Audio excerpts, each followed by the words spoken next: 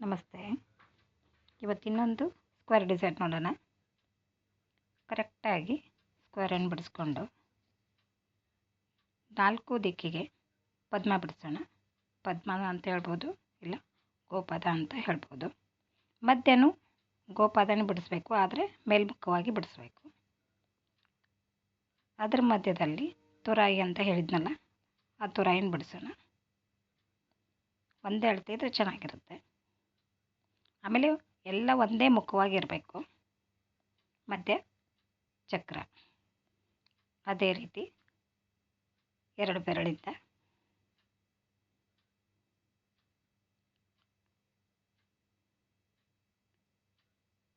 ಮಧ್ಯೆ ತುರಾಯಿನೇ ಹಾಕಬೇಕು ಅಂತೇನಿಲ್ಲ, ಬೇರೆ ಡಿಸೈನು ಮಾಡ್ಕೋಬೋದು ನಾವು.